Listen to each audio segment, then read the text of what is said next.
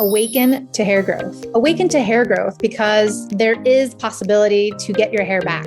Awaken to hair growth because we're not told that we're able to conquer and overcome alopecia. Awaken to hair growth because I want to be a positive light and beacon for you because I've healed my alopecia and now I help others do the same with different types of alopecia, men, women, children of all ages, of all races and ethnicities. Hi, Vanessa. Oh, how are you? Good. How are you? Good, thank you. So tell me, what are the topics that we're going to be talking about today? So I submitted, one was how to love yourself even when it feels hard. Let's see. I have some notes here. How lack of self-love can help you from sticking to your commitments and integrating new habits. I like that one. Yeah. And then how to listen to your body even when it feels uncomfortable to be in. Okay, I'd say the first one. I like that one a lot. A few years ago, several years ago now, I guess, I hit a wall with my health and my son did at the same time with it. Eventually I came across energy healing and energy work. And it was like a little bell rang, like, ding, ding, you found it. I've been in that realm for a few years now, practicing that, and I love it. And we've seen some really interesting things with it. So when you say energy work, are you thinking more of the lines of Dr. Joe Dispenza or which type of energy? yeah, like I'm certified in like the emotion code, body code, belief code, and intuitive rebirth. Those are laid out, I guess you could say, like templates that you follow. You use applied kinesiology or muscle testing, and they have it mapped out to where you follow their layout. But then in doing that, it connected me more to my own intuition. And so I also branched off to offer my own intuitive energy healing that you could probably say along the lines of Joe Dispenza's work and the unseen realms, especially. So the clients you work with, who are they? I work with a very vast array of people, but I would say people who are open to energy healing for sure, because I think the belief itself can be a huge part, which, you know, there's always the subconscious beliefs versus the conscious belief. But if someone is trying energy healing with the idea that this isn't going to work, you try anything with that idea and it feels like a block. That's the thing. People, maybe they're not fully sure, but they're like, I'm open to learning or I'm open to trying. And that's a whole different idea because then we can work on them. And if they see even the slightest result, they can be like, it can reinforce that belief. And it's like a snowball rolling down a hill. It just gets stronger and stronger. For sure, people that are open to it. And I feel like my clientele consists of a lot of people who have gone through really dark times. My vision for my business is to help others remember that even after the darkest night, the sun always rises and the dawn brings new hope. I think that just with what I've been through as well, being bedridden and unsure if or how my son and I could move forward, it got super dark. At a point, just hopeless. And I feel like a lot of people do come to me and there is a resonance because I know that feeling, not to say I would know anyone else's experience, but I know that feeling of just losing hope in a sense and just not sure where to go. And so just beginning to clear energies and people start feeling shifts and they start to see things happen that they never thought they would, or they start to see healing that they never thought they would.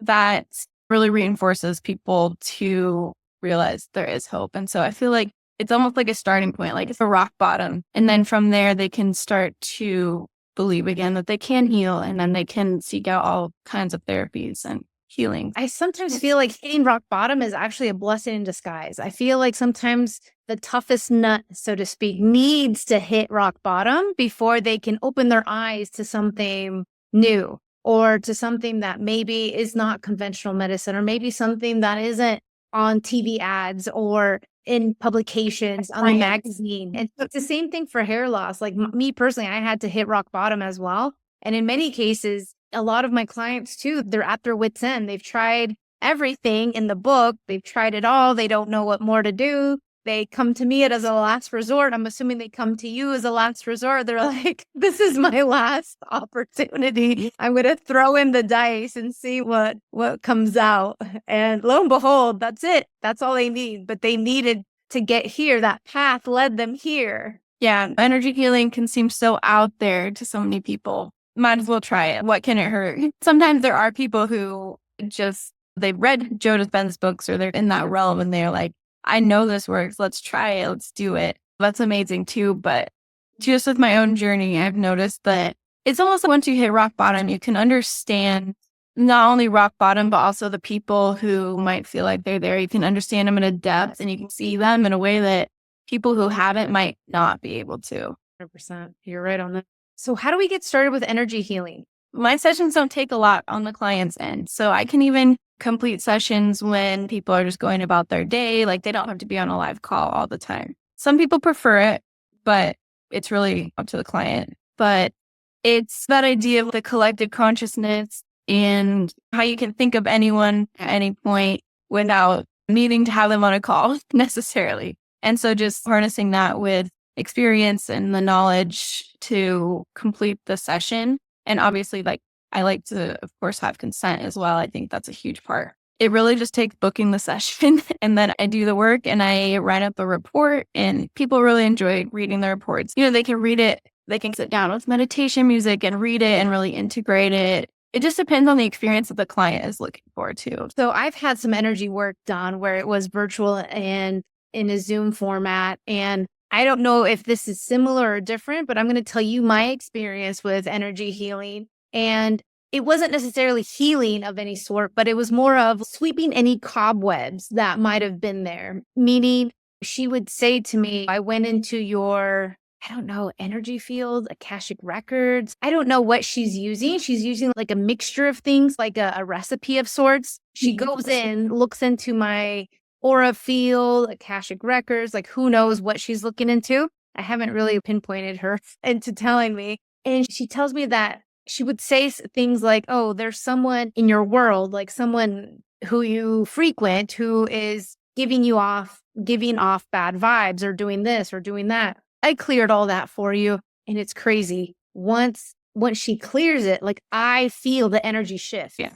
It's insane. I'm not kidding you. I feel the energy shift. And it's almost like this veil, this see-through burden has just dropped off. I almost didn't even realize it was there, right? And the It's thing like is, a lightness. there's a lightness to it. Yeah. And she would do this every so often. So I had 4 or 5 calls with her on a consistent basis. And so it was like every 2 weeks, she would like clean house. It just felt better to be in this energy. And so I guess what I'm asking you, is that something similar as to how you work or is it different? I would say it's similar, yeah. And I personally don't love the phrase energy healing, but it's something that people get what you're talking about more. So on my website, it says energy balancing and clearing. That's a huge thing for me, is just clearing the blockages and the hindrances, because the body knows how to heal. The body is always healing. And when you can move the blockages, then it'll do its thing. You don't necessarily have to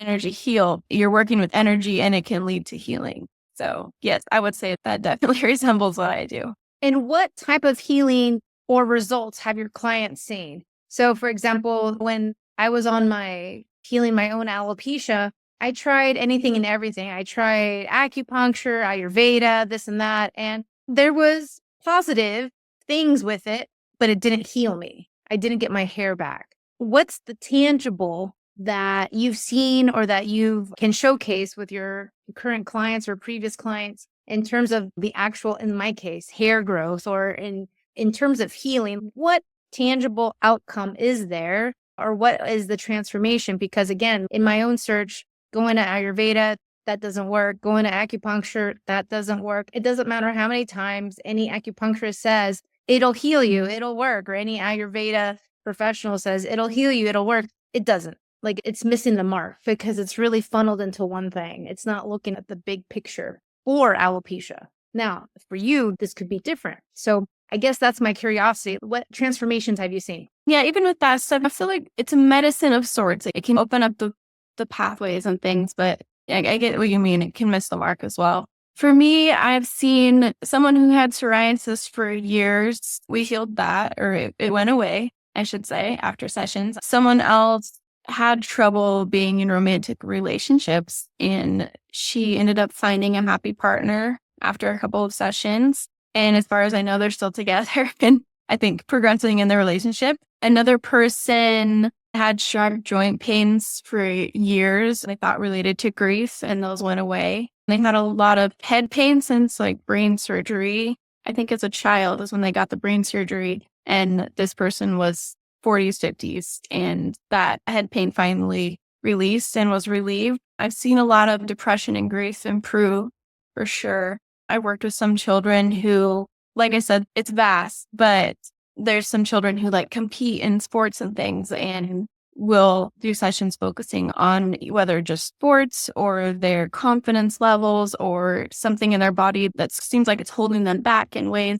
And they went on to win championships or have the bravery to score a goal or little things like that. So like I said, the results can be really vast, but we've seen some really amazing things. That's incredible. That's great. Anything surrounding, let's say, healing, I don't know, hot flashes or menopausal symptoms or anything in regards to, let's say, getting that pregnancy? I can't say that people who I've worked with have also been doing this alongside other things in that realm, but hormonal, for sure, yes. I've had multiple clients have hormonal improvements such as lowering like prolactin levels or cortisol levels or things like that. I can't say that I've had someone who came to me with trouble getting pregnant and got pregnant. I have heard with this modality many stories about that, but me personally, I haven't ran into someone that came to me with that topic in particular. There have been easing of menopausal and hormonal symptoms, the hot flashes and the pain and the cramps and the mood swings and things like that for sure. Yeah. All right, Vanessa. So tell us, how does self-love contribute to our healing process? If you have a lack of self-love, you might not really feel like you deserve it, or you might not feel worthy of it. I've actually found this a lot with people. They'll say, I've tried everything and I've changed my diet and different things, so I just don't feel like I can heal. I can ask their body, do you want to heal? And do you feel like you can heal? Do you feel worthy of healing? Is there something that's keeping you from really loving yourself enough to think that you can heal? It's more on the subconscious level often. Because consciously, we know I want to integrate new habits. I want to heal. I want to have healthier coping mechanisms or whatever it might be. When we try it, maybe, oh, I got distracted today, or something came up, or I'm too tired, or I just forgot about it. Just different things like that. And while you're not consciously like making yourself forget about it, obviously, it can show up in subconscious ways. If you just continuously forget, obviously you can set alarms and things, but then, oh, now something came up, and there's always like that deterrence. There's often like an underlying something keeping you from truly believing that you possibly deserve it. I think this can often stem from childhood, whether it is you perceived someone quite often like disrespecting themselves, or you felt like you didn't always receive the love that you wanted or felt like you deserved. Like the subconscious mind and the child's mind, I've seen similarities in those, the way that they process things, and they can become misconstrued because, well, the child's mind is obviously so new and doesn't have a lot of experience to base it off of, but also the subconscious mind is so literal. So it can just be like, they didn't tell me good job when I did that. Oh, they must not love me. Oh, I must not be worthy of love. Oh, it must be because this. It can just create almost a chain reaction that's not necessarily in your favor. Do you find that most women are the ones who lack their self-love, or do you think it's even between men and women? Honestly, I think it's pretty even, but I think it represents in very different ways in men and women.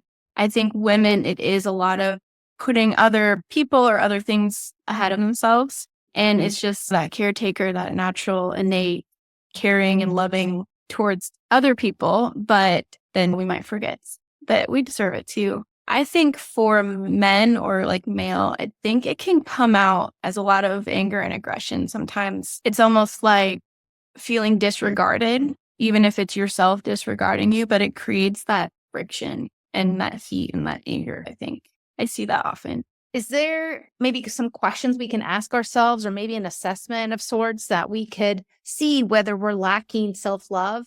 Because this term self-love is so ambiguous sometimes, and you'll see it on Instagram or Facebook or social media. Oh, I'm doing a self-care day. Okay, what does that really mean? Does that mean taking a bath? We should all be showering every day. That's just for hygiene. What does this really mean? Does this mean I'm going to go away on a trip by myself? when I have a full house of family and chores to do? What does this look like? And really, how can we implement it? Maybe we should step back a bit and really assess, like, how can we figure out if we ourselves have a self-love problem? Yeah, I think it can show up. I think there are signs, just like in any relationship with someone external as well. There's going to be signs that they don't really value you. If you're trying to integrate good things, for example, you're trying to maybe start a new workout routine, or you're trying to start the skincare routine because that's what's best for you. And there's going to be signs if your self-value is low when you try to take care of yourself more. There's almost like this misalignment, and it's like putting two ends of a magnet together that are repelling. And there's that invisible force that keeps them from sticking, really. You can really compare it to how would you treat someone that you really like love and honor. So if you think of someone that you just absolutely adore and you just love them so much, and if they told you, hey, I need you, like I need a hug, or I just need your presence, and they're like, hey, you pick the day and time that works for you and I'll show up. Once you set that day and time, you're not probably going to ghost that amazing person that you love so much, or just cancel out of the loop because you feel tired. If you truly honored that person, you would probably do everything in your power to ensure that you held to your word. Or the people that you love, maybe when you're at the supermarket, you get them their favorite flowers, or you just their favorite treat, just little things. I have in the inner child work world heard of being the inner mother to yourself. So it can be it can really be as small as just making sure that you eat meals throughout the day, like that you're eating regularly, or that you're taking your supplements. There can be an aspect of discipline to it. Like discipline, honestly, can be compared to self-love often, because it takes discipline to implement the things that are good for you and making sure you're taken care of and showered and eating and moving your body and taking your supplements or whatever it might be. And so I think that if someone is experiencing lack of self-love, they can probably see it throughout their day in ways that they do or do not take care of themselves. I agree with that. I see my close friends or my husband even, they do certain things every day on a regular basis. And it doesn't matter whether it's 5 a.m. or 5 p.m., they're going to get it done. Even if they're traveling, they're going to get it done. And yeah, you start creating creative ways on how to accomplish your end goal, because it's bite-sized moments that create a full year of habits that move the mark 1%, 2%, 3%. And once we start moving the mark with this consistency, then it shows for it and you're so much better for it in all ways, depending what those goals are. Yeah, like keeping promises to yourself. Like if you often just, you say you're going to do something and then you don't show up, or you don't do it because you're too tired, like I mentioned before, it's like, how important are you to yourself that you wouldn't do that to someone that you love? So why are you doing it to yourself unless there is a lack of self-love? And it can also even be like, not letting yourself do things that you know are bad for you, like the inner mother coming in when the inner child wants a cookie for breakfast, or no, you need to have some protein, or whatever it might be. What are other ways where, let's say, we're being or having lack of self-love towards ourselves? So you mentioned discipline, you mentioned being lazy essentially with routine, not integrating our habits or the better habits that we want in order to see the results that we're looking for. Any other ways that we're not showing ourselves self-love?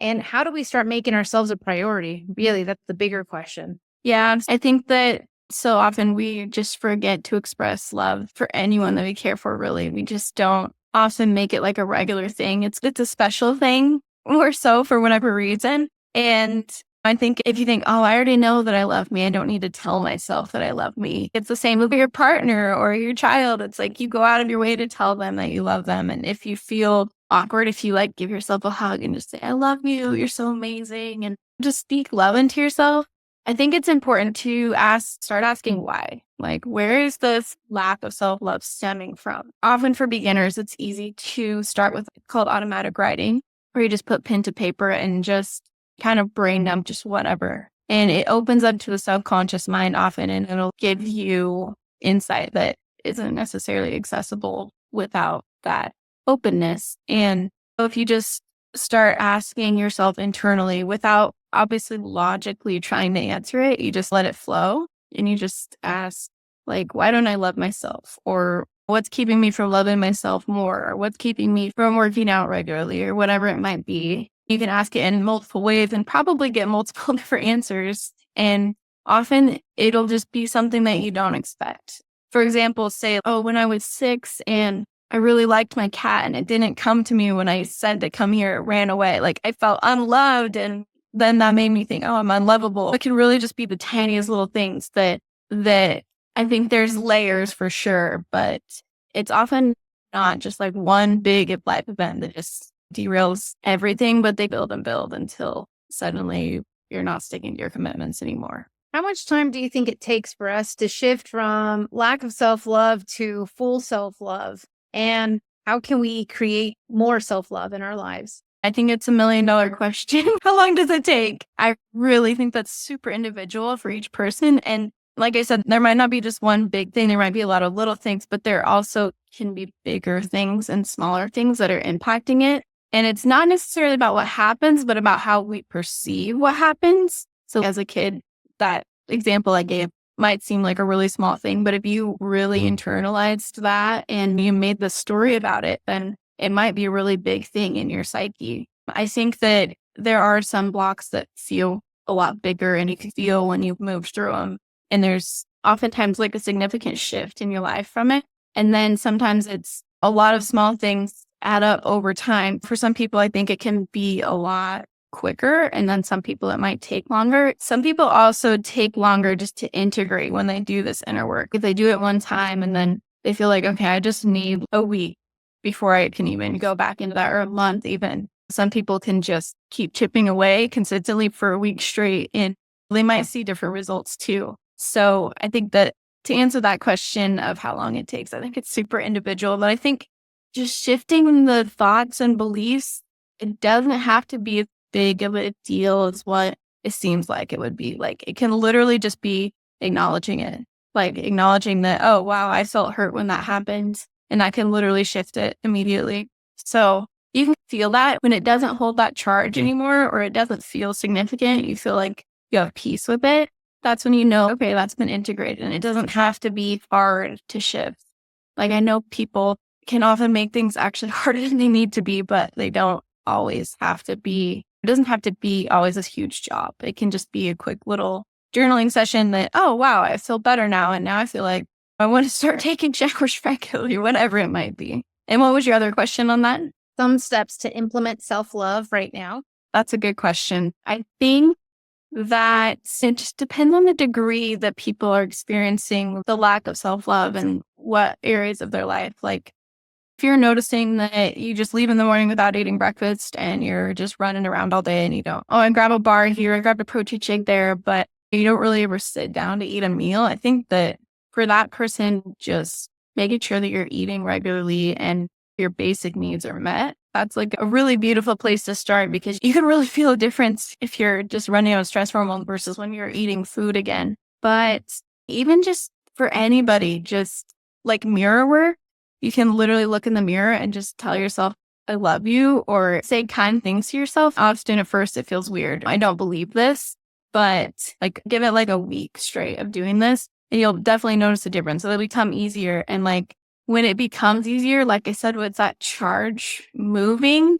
you know that some blocks or hindrances have been removed, even just by you taking that action to tell yourself kind things about yourself. Something else, like, for example, when you're laying in bed at night, if you just put your hand on your heart or say it like your arm or your stomach or anywhere that you might have pain or that you might not feel like you love that much, if you just start connecting to it with like compassion, opening your heart to it, you can start to cultivate a relationship with your body. And that can really start to help foster more self-love too. I have a friend who she buys herself flowers. She doesn't expect her husband to do it or friends or family or anything else, but randomly she buys herself flowers and she loves fresh cut flowers. And so that's one thing on a regular basis that she does. I know somebody else who she's very into skincare and she's got all the gizmo and gadgets for it. And she has a routine. She sticks to the routine and nothing is going to sway her from not doing the skincare routine because the face that she has or the skin that she has with no blemishes. And she's got incredible skin. Incredible Just skin. that commitment to self, like it can show up in early anyway. Just those little things is often how you can really start to shift it without just dedicating all day every day to inner work and things. Yeah, I had heard at some point, I think some commentaries about male hair transplants. And I'm only going to mention this because I have a podcast episode coming up that will be targeted for male hair transplants. But the commentary that was around this is that, oh, these are very egotistical men who are doing this. And these are very conceited, very vain, very this or that. But then on the other side is like when it actually hits you, in this case, a male person or a male going through hair loss and they're contemplating a hair transplant, then they see that it's not necessarily because of vain. It's because A, it makes them feel good, or B, because they want their hair and they have no hope or they have no alternatives. And so do you ever find that people like switch sides where they attack maybe that position and then they're like, okay, never mind, I'm in the boat now. It's therefore different. Yeah, it's the same if you get a facial or get your hair done or get your nails done. It seems like so many times it's not out of vanity. It's just, this makes me feel good. Like I feel, it boosts my confidence or I love myself a little bit more, whether it's just a change in hair color or feeding yourself meals. It doesn't have to be seen like that. It's the same as like having your basic needs met. Like showering isn't vanity, right? It's basic hygiene. I think that people can have lack of compassion sometimes with things, but I think if you're doing it and you know why you're doing it, even if it is, I guess you could say out of vanity, if it's for looks, but is vanity really like the worst thing? Like to care about how you look, right? I guess I don't know the specific definition of vanity, but it's not necessarily that you're obsessed with yourself because you like the way you look or you want to like the way you look. It's just comfort in your own skin. In many ways, just hearing you speak, what kind of rang for me is that alopecia and the healing of it could also be viewed as vanity, could also be viewed as non-essential, right? And so if you go to doctors, especially to those abroad,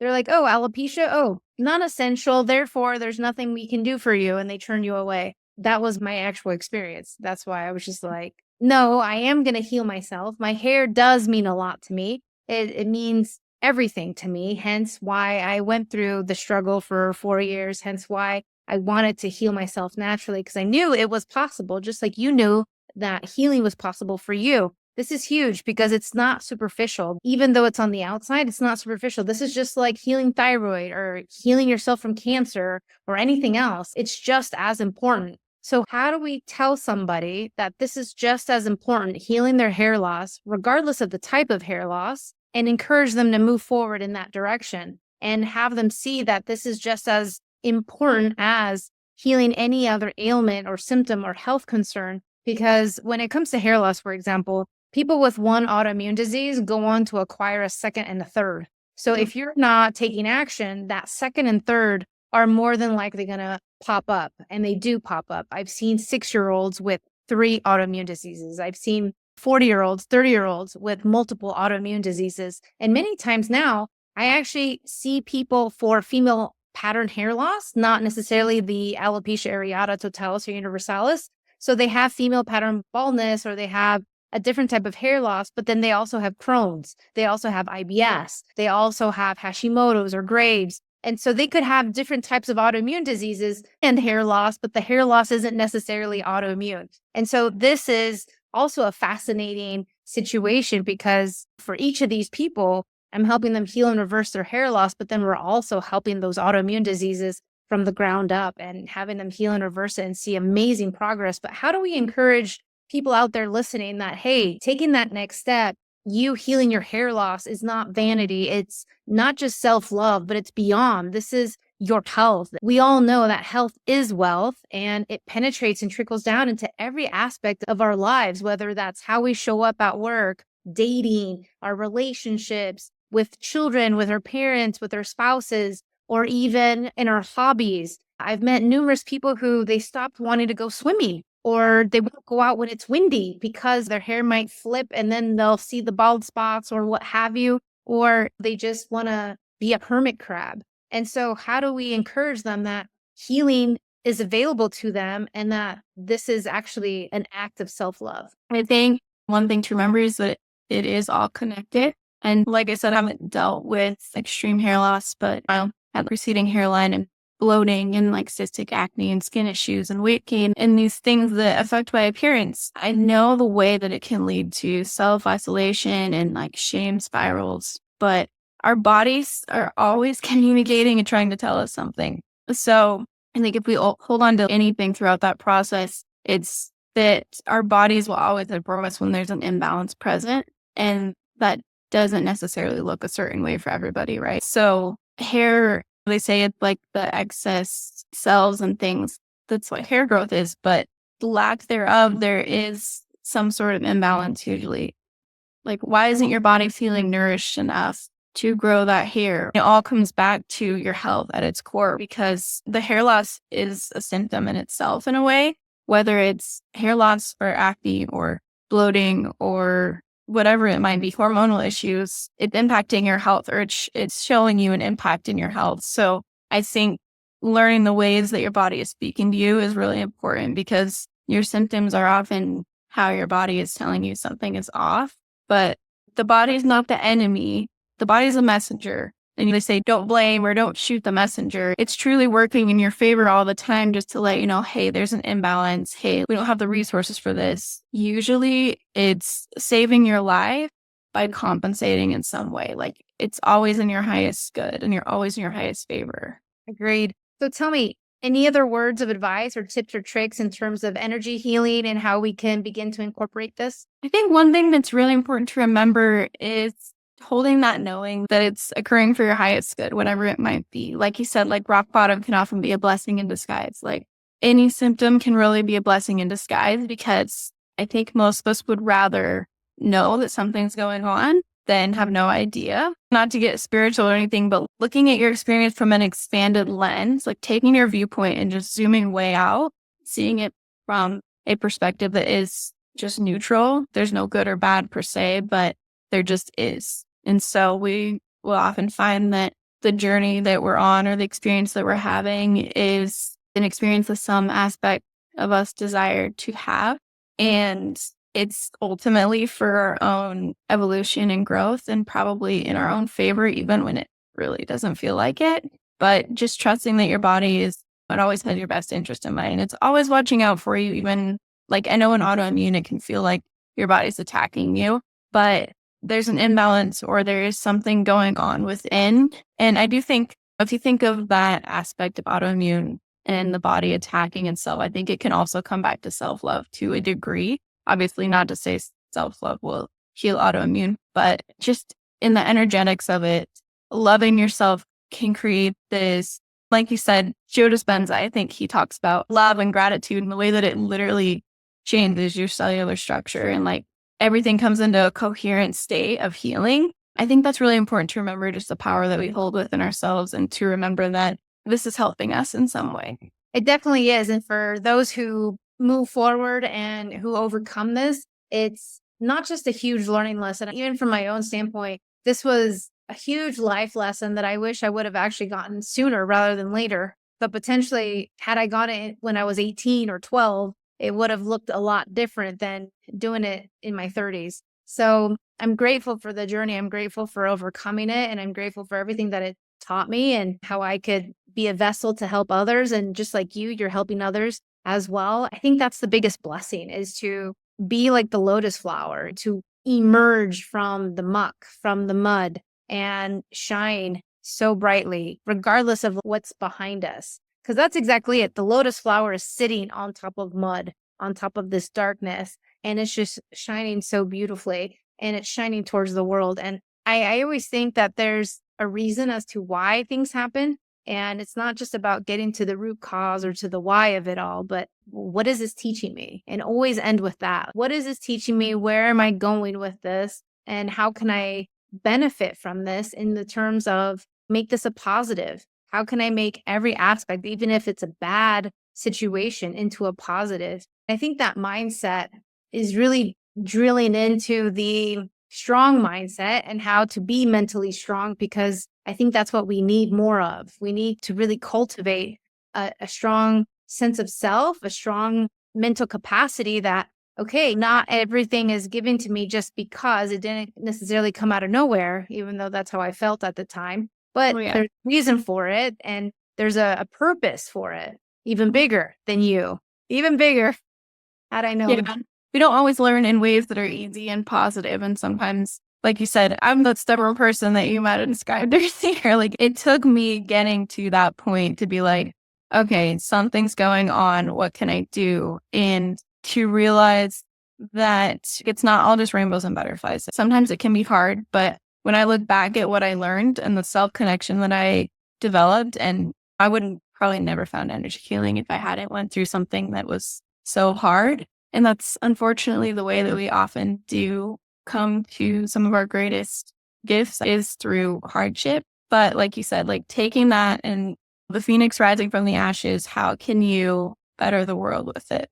100%. And when you start looking at all the successful people out there, everyone from Tony Robbins to Elon Musk and so on and so forth, they didn't just come out of nowhere, and they didn't just have the escalator waiting for them to shoot them up to a certain level. It's a lot of failed attempts. It's a lot of successes, but it's also a lot of failed attempts. And I think that's the other side that people maybe don't see, right? Because we always like to see in the headlines, oh, so successful, so great. We see all these headlines, but the backstory to all these people, including Joe Dispenza, including Tony Robbins, including you name it, is that they had a obstacle or multiple obstacles to get to where they are. And they just kept moving forward. I think that's the biggest takeaway is like, if you're on this mission, in this case, to heal your hair loss, if you're on this mission to be done with it once and for all, keep moving forward. Or in Vanessa's case, an autoimmune disease, or in anything else, it's just keep moving forward, keep taking those baby steps, whether it's baby steps, the sprint, the marathon, just keep going. And you will find the right person to heal you. You will be able to try different methods and methodologies that either support you or help you, because not everything's going to be like the one ticket to hair growth or the one ticket to reversing Hashimoto's or thyroiditis or anything else. But at the same time, when you do implement the one ticket, that's where I think the magic happens. Thank you for listening to the Alopecia Angel podcast, a positive light in healing alopecia. You can do this and we can help. Spread the word that reversing alopecia is possible by telling your friends and family.